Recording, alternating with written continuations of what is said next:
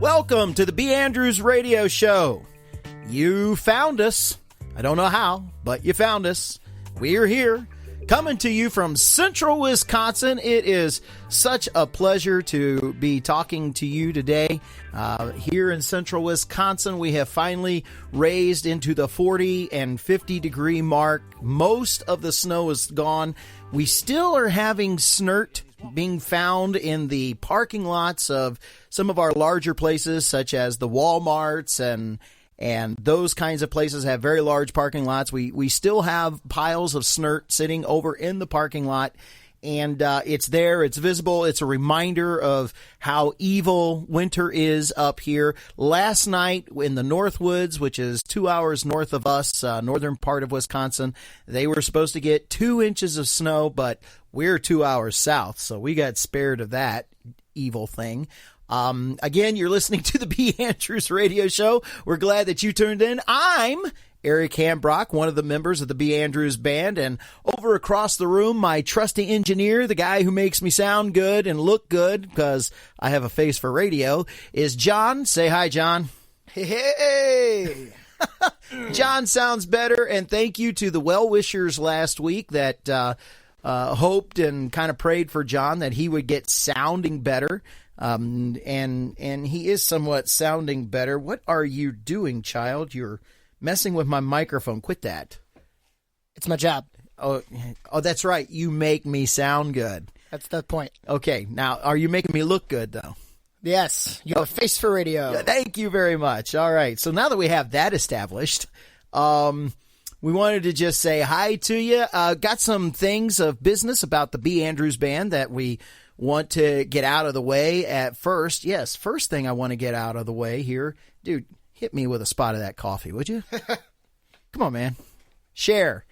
I was pouring it in front of him. Yes, that was your first mistake. If you're going to pour coffee in front of me, be prepared to share.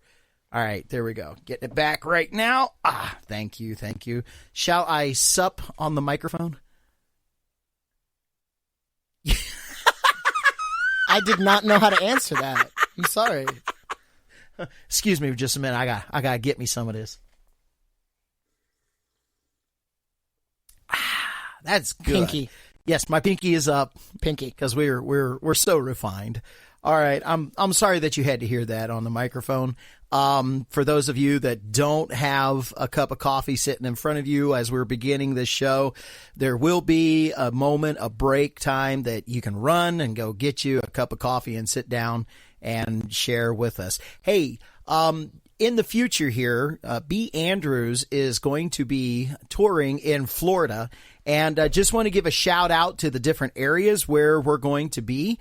If you are anywhere near one of these areas, please feel free to come over and check it out and get more information on our webpage and our Facebook page. I'll be posting some more about this and probably later on today. But anyway, we're going to be in the following cities in Florida. We're going to be in Haines City. We're going to be at Spring Hill. We're going to be in Lakeland. We're going to be in Intercession City. We're going to be in Inglewood. We're going to be in Tampa Bay, Cape Coral, Fort Myers, and then we're also going to be in North Carolina. We're going to be at Fayetteville, North Carolina. So if you have an opportunity and you're going to be anywhere near one of those areas, come on out, say hi to us, go, man, I listen to your guys' podcast, and just tell us who you are, where you listen, and all that different kinds of stuff. We'd love to meet you. This is the way that we get out and meet people and through our music and stuff like that. But you can also meet us online. That's another great way to do that. Getting to see more and more people all the time. I don't know. You should be careful about who you meet online. You're absolutely right about that. You know what? I haven't looked to see if we're having any stalkers. That would just be creepy, wouldn't it? Yes, of the 15 people. We know them all. No, I am finding out that there's people that we don't know. I'm catching it kind of left-handed. Like I found out that we have somebody down in North Carolina. You're a good catch with your left hand? Actually, I throw right-handed. I catch left. Oh, baseball guy. That's right. Okay. No, I found out that we've got somebody down in North Carolina that listens to our podcast, and so her name is Pam. So if you're listening, Pam, shout out to you. Hey, share this show with all your friends. And that's one thing I do want to mention very quickly. If you're enjoying the podcast, we really, really are interested in getting our listenership kind of cranked up. We want to maximize this show. And it's only by the help of those who listen can we make that kind of thing happen. In fact, we can't make it happen. It'll be up to you guys if you can help us to make it happen. If you think this is a great and a positive thing, share it with your friends across Facebook. Just plaster it all over other people's pages. I'm not sure that they'll appreciate that, but so get their permission first. And share our show and tell them, man, you got to listen to these guys. Right? You got to listen to these guys and say, here's a link. Boom, put it on there and let it go at that. Also, something else that we've started in the past 2 weeks is a GoFundMe account. We're trying to raise $5,000 for a new treasurer. No, we're trying. I don't need a treasurer. I need $5,000. A $5,000 treasure. That's what I need. Man, oh man. Hey, if you think it's so easy, you get over here and do the show. Tell them what happened to a trailer. All right, so we have a band trailer. It's rather old, but it's old trusty. It really is. Thing goes down the road, has served us so well. Did you say old trusty? I thought you meant old rusty. Yeah. Actually, last year, a pastor down in Fort Myers took it for us, sanded it down, and painted it. As a surprise, it was awesome. It was awesome. This past fall, we also use it for our food pantry ministry that we do at the church. And we were on a U.S. highway doing 70 miles an hour, trying to stay out of the tractor trailer's way, heading down the road. And all of a sudden we felt a huge jerk on the back of the Suburban, and I looked up just in time to see that the trailer had broken away from the Suburban. It did a pirouette. It's on two wheels, did a pirouette. The tongue raised up. It did 2 360s and then flopped over on its side and just scooted directly off the road. It ripped the tire. We think that the hubs are somewhat bent on it, and I'm not talking about the hub caps. I'm talking about the hubs that the wheels sit on. We've had to replace bearings, and then the frame has shifted and bent. She's not going to go down the road straight anymore, which becomes a real problem on wear and tear, not only on it itself, but also on the Suburban that pulls it because it's not trailing correctly. And when we go to Florida, that's going to be around 3,000 to 4,000 miles that we will put on that vehicle very hard, very quickly. And so we're needing to get a new trailer.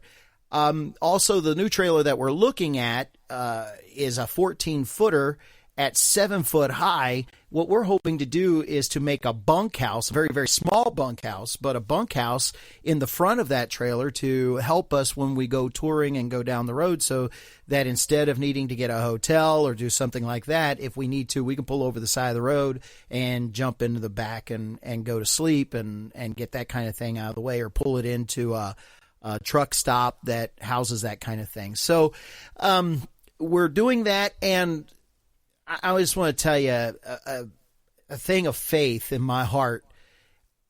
We put the GoFundMe account up, asking people if they could possibly help us with this trailer and our ministry. Because when you help our ministry, you're helping churches too.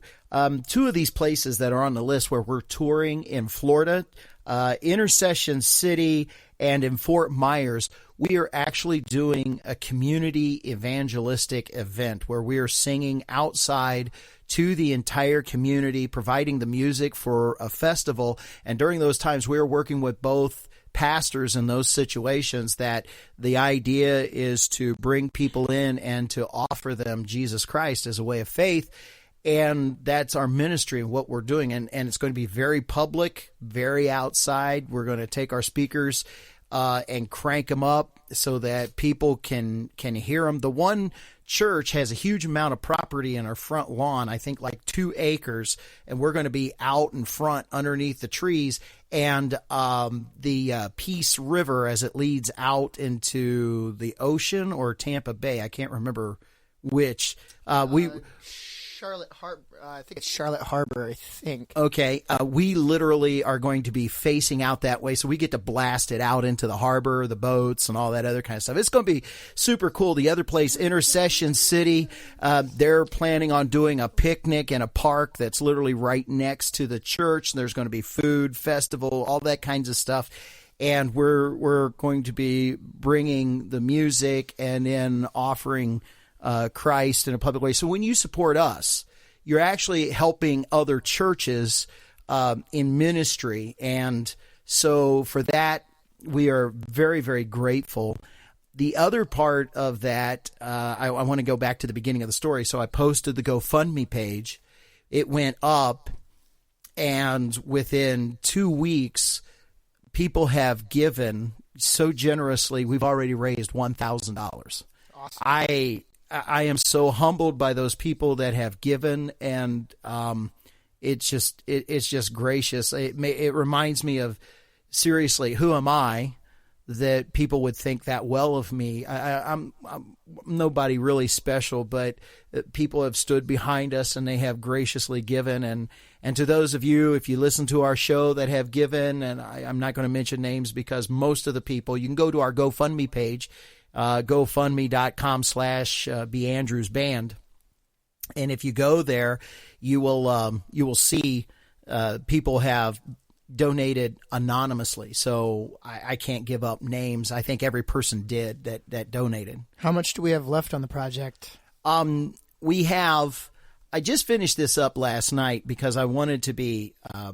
I wanted to be as honest as I could be. Somebody kind of called me on it a little bit and said, "Hey, how are your numbers?" I did estimating when I wrote the numbers in the GoFundMe. Here's the exact numbers. For us to be able to purchase the trailer, and GoFundMe charges about 8% to use their webpage.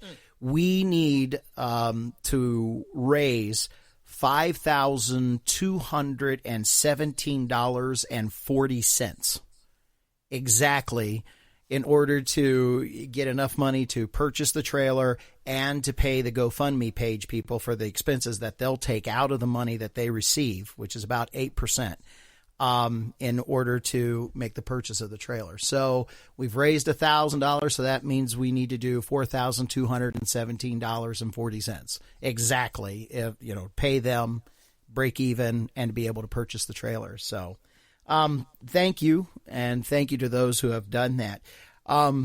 Here we are at Easter week.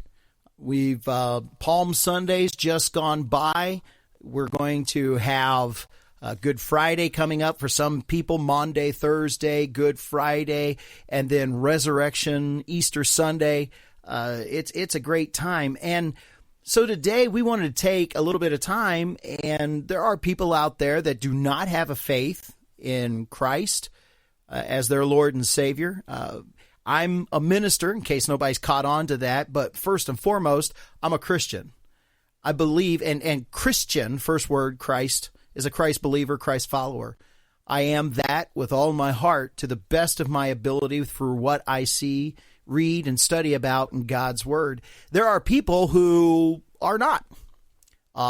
For whatever reason, faith, a belief in God, a thought about Jesus Christ is just not on their radar. Just put it that way. I mean, it's not a thought in their head, or at least it's not a direction that they're wanting to go in life. So what we want to do, we posted this on our webpage. There's a poll there on our Facebook page that says, hey, why not Jesus?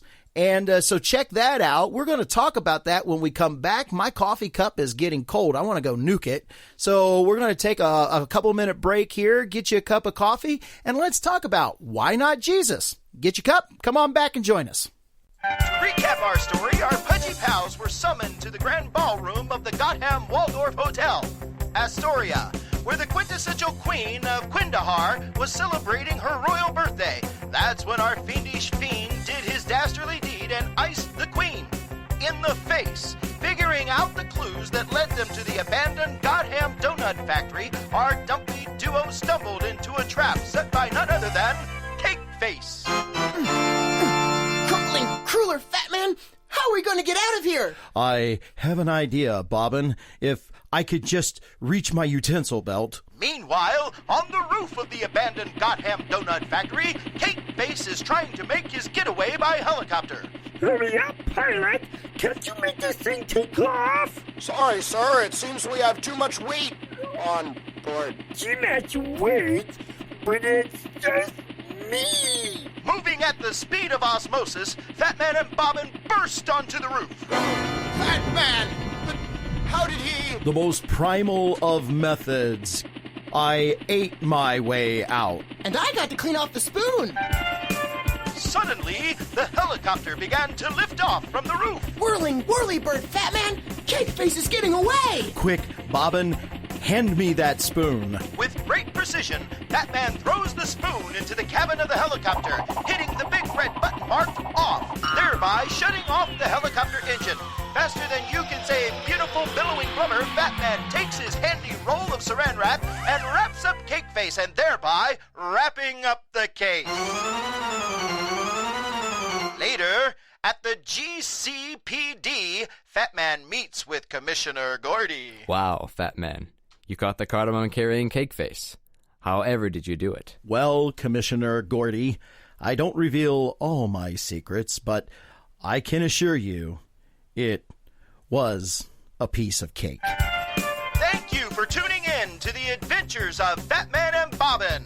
Join us on the next adventure when we'll hear Bobbin say, Barfing bacteria, Fatman. I don't feel so good after eating all that cake batter. Don't you know, Bobbin? Evil doesn't wash.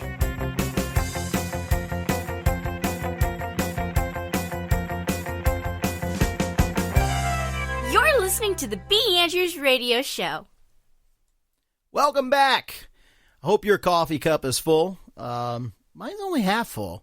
That's because I was gulping it while you were away. Really enjoying this.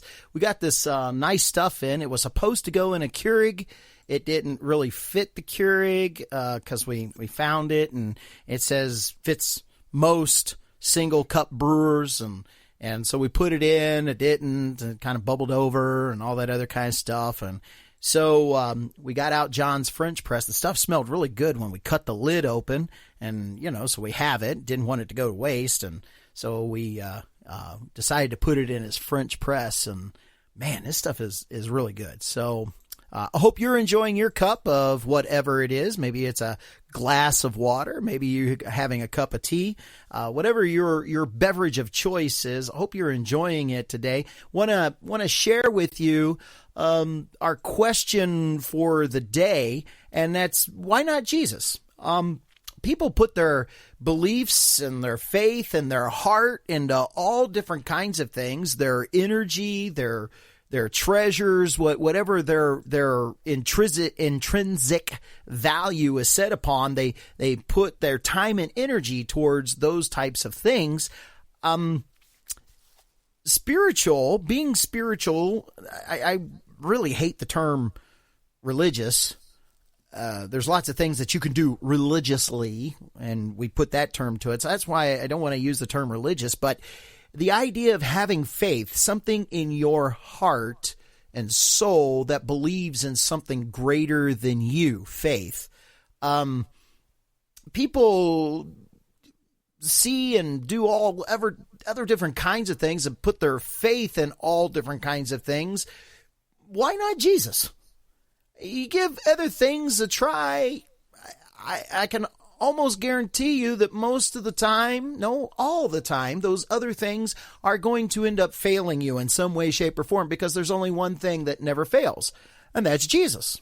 You say, well, that's your faith. Yes, it is. But I also know from my personal experience that it's true.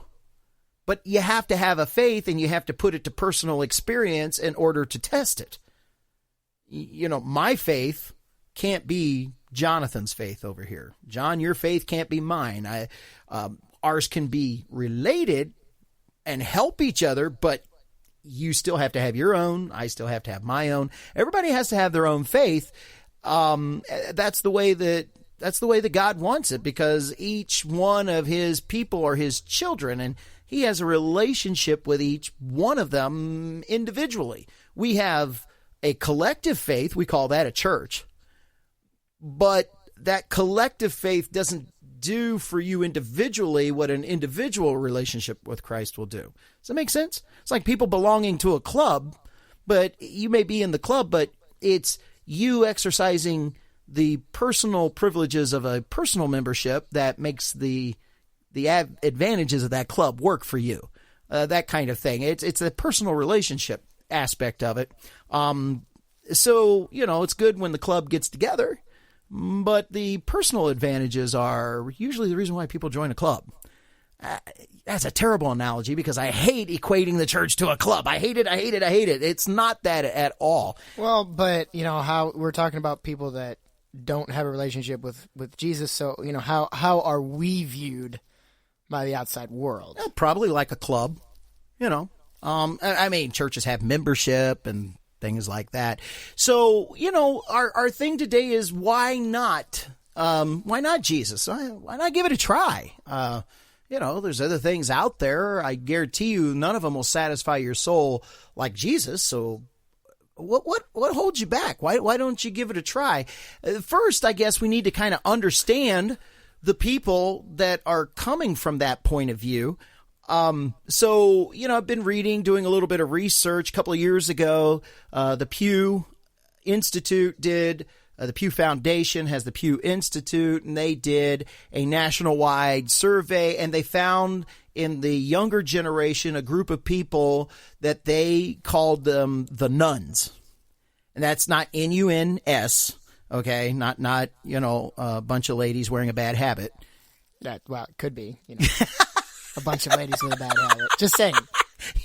It could be, but that's not what a nun was a person who said of themselves that I'm not saying there is a God. I'm not saying there isn't a God. I have no church affiliation. I'm none.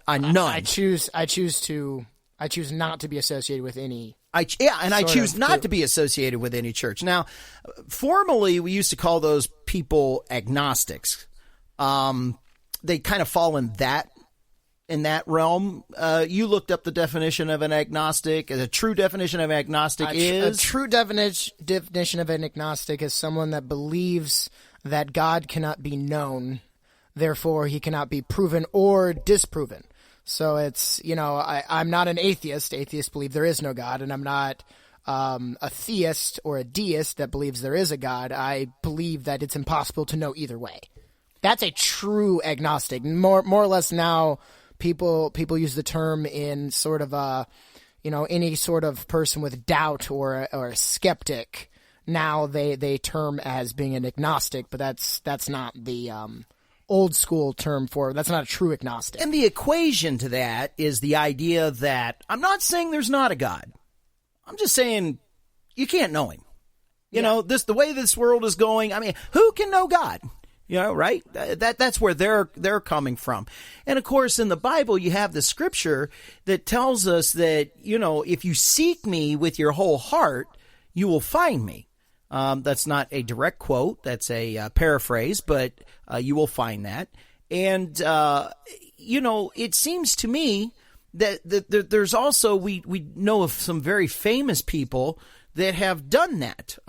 C.S. Lewis is a grand writer and one that has ended up influencing theologians. And he was not a theologian himself. He was just someone that said, I don't believe there is a God, but I'm going to go looking for him.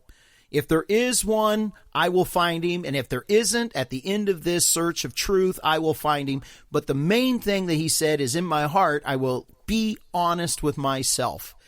And coming out of the end of it, the man comes out a Christian because he found. That's very similar to the story of Lee Strobel, who wrote Case for Creator, Case for Christ, and those books.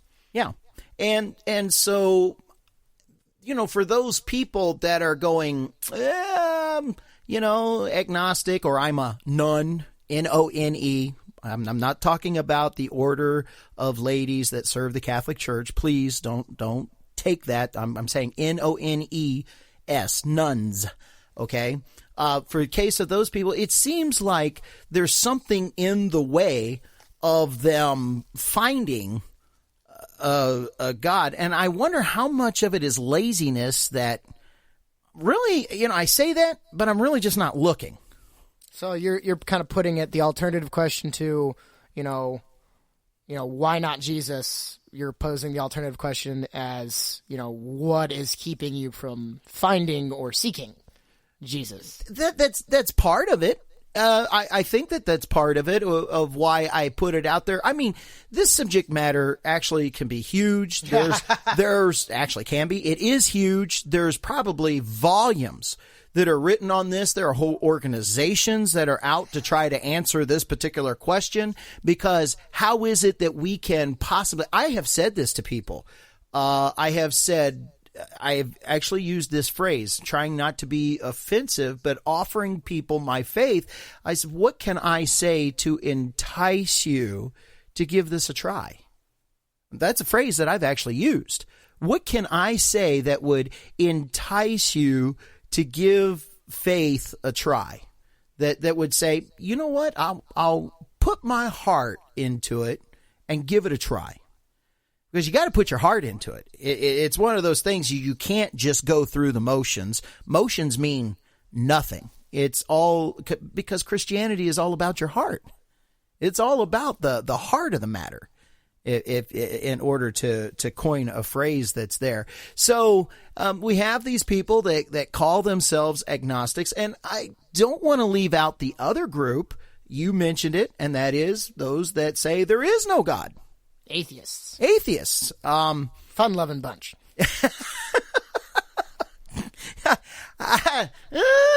Boy, I'm not sure where you got that attitude. Well, in doing research for this, I was really surprised to find, I knew of it, but I guess it's just kind of reopened my eyes to it. I didn't realize how much that not only they would use the term proselytize, not only how much that Christians proselytize or try to spread our faith and reach people or see people saved, as we would say, but just as much as atheists proselytize and want to see people saved from religion. I didn't realize there were so many organizations that were built for that. Yes. A couple of years ago, finishing up a degree that I was working on, I was doing some research why people did not believe in the Exodus, and I found a whole website that was a support group for people leaving their faith. If you are leaving, I'm serious, there was a web page out there in a support group, and it was tagged onto this disbelief in the Exodus, and so they just listed themselves and put a tagline on the side of the webpage so that you could click over to their webpage. But they help to promote this particular article that the Exodus never happened, and people who believe in it are just believing in a lie, a fairy tale, a fantasy. Let's get to reality. And hey, if you need a support group to help you leave your faith, click on this tag right here, and it takes you over to their webpage. So I was curious, and I clicked on it, and it said, we are here. Check this out. We are here to help those of you who have come to the reality that Christianity is just a fairy tale. So to help you deal with the guilt of leaving your faith, this is a support group and a place to find that kind of welcoming to others who have left their faith. And I'm thinking, if you're experiencing guilt, maybe there's something deeper to leaving your faith. So anyway, my cup's just about empty. I'm going to need another shot here of some rich caffeine. So I'm going to get that. If you need a refill, why don't you go ahead and do that? And we'll talk to you a little bit about the poll that we put up on our Facebook page. So get a refill, and let's come back and finish talking about why not Jesus. Got me feeling good. Got me feeling really good.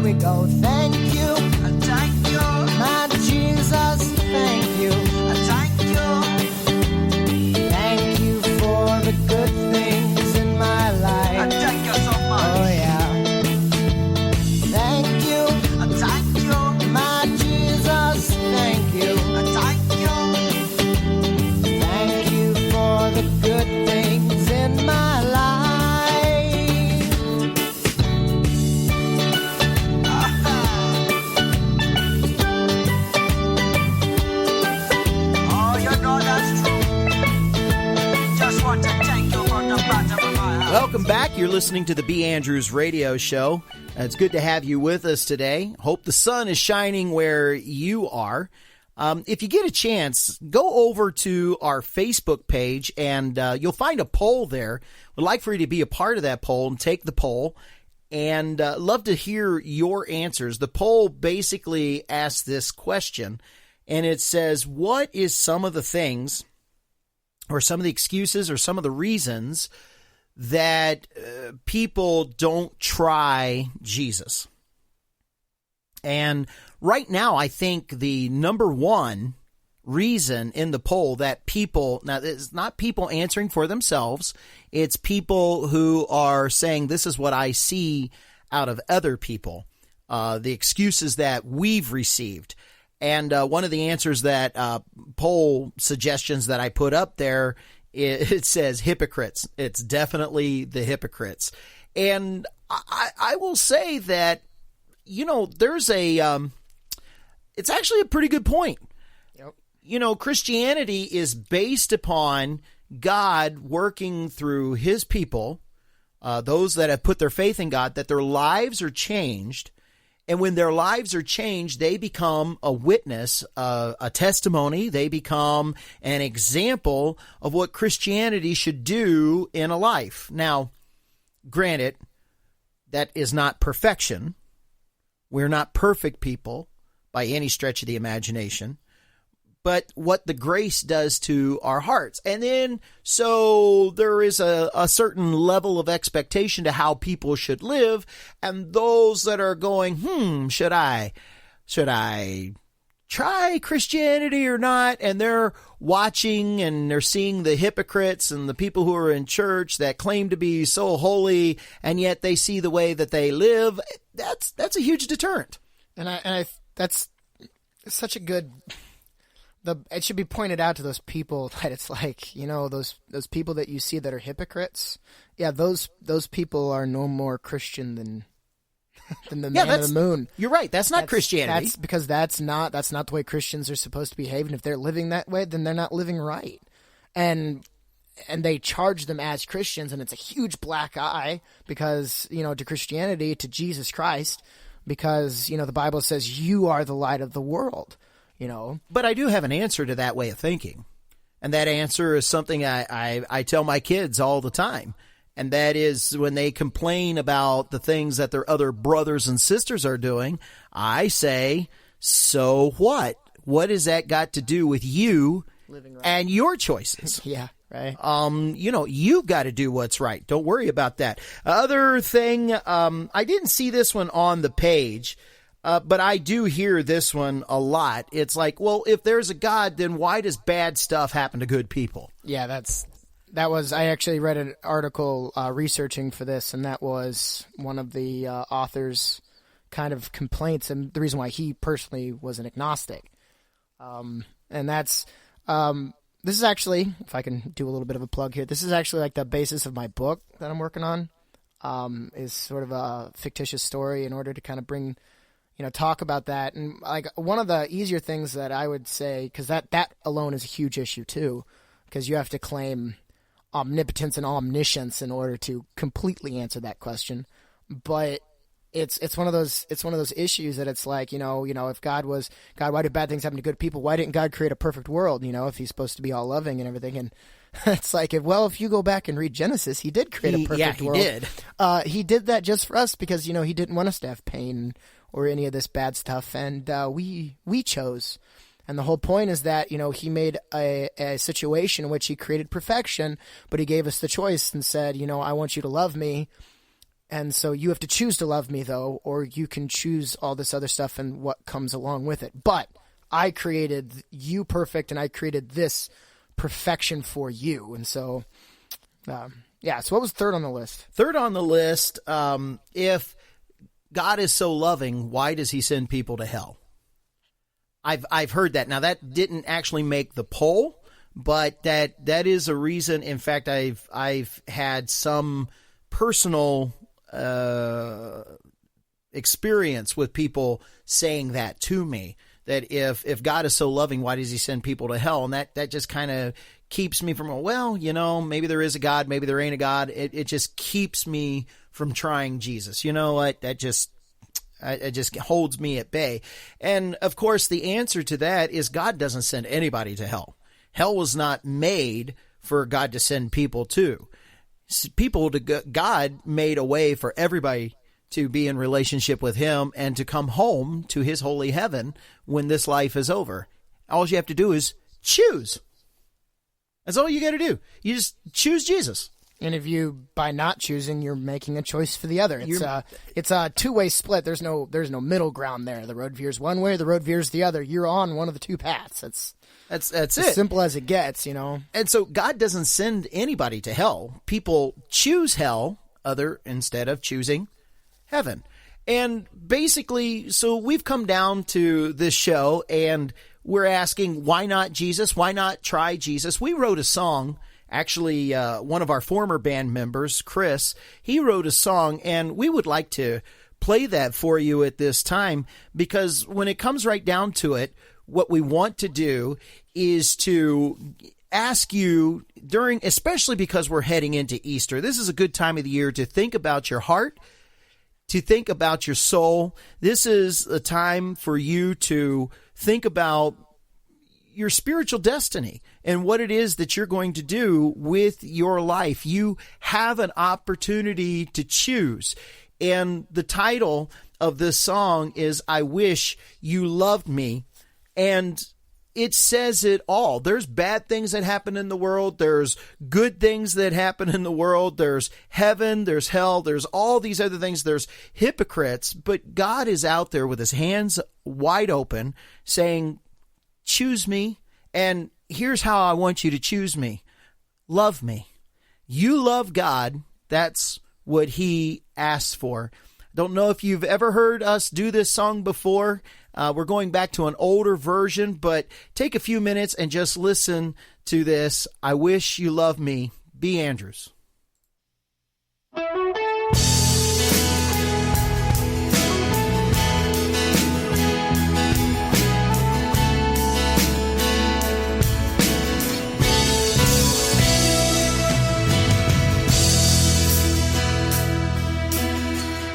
I spoke the light into existence. Just one word and it was there. I separated it from darkness,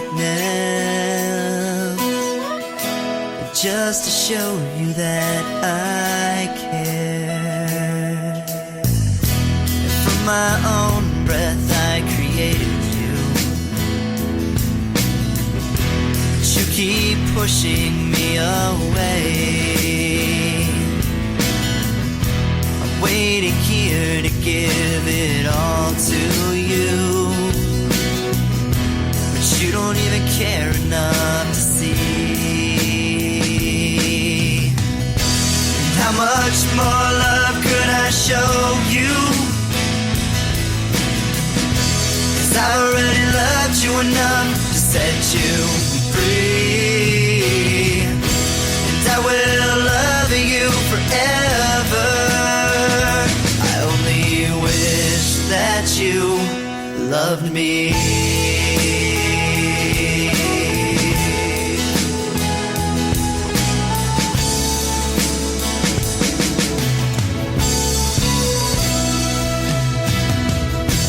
And I would fight your battles for you.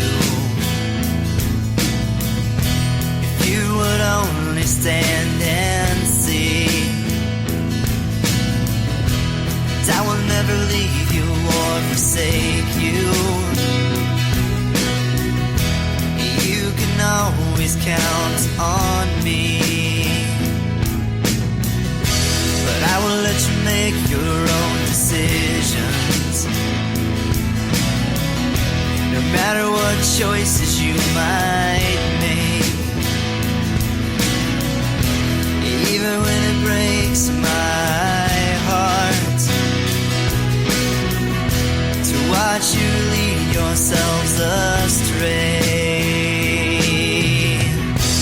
How much more love could I show you? 'cause I already loved you enough to set you free. And I will love you forever. I only wish that you loved me.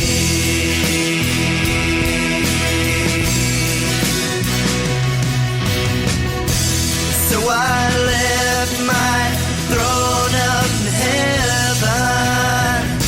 I took on the flesh of a mortal man. I died for you so you could be forgiven. So with me forever you could stand.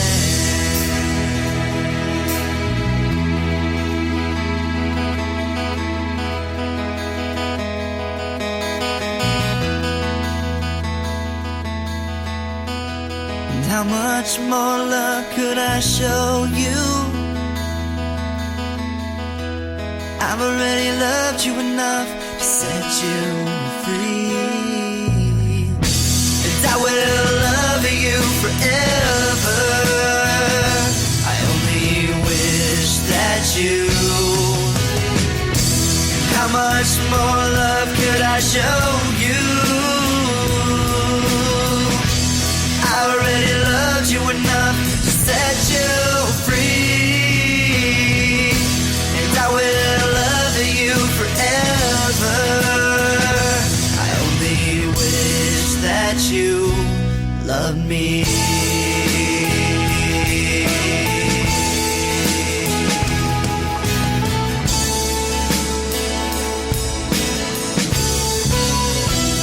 Why don't you love me? So as we conclude this week's broadcast, I want to invite you back next Tuesday, 2 p.m. or sometime thereafter, whatever's more comfortable for you. And we do have a question that we have wanted to ask, and that is, what would you think about this radio show going live? If you have an answer to that, join us on Facebook. You can find us at B. Andrews, like somebody's name. Go to Facebook and look up B-E, Andrews, A-N-D-R-E-W-S, and be a part of the group for this radio show. We thank you for being a part of it. And if you've never tried Jesus, why not Jesus? I'm Eric Hambrock. On the other side is John for the B. Andrews Band. And thanks for being with us this week. See you next Tuesday.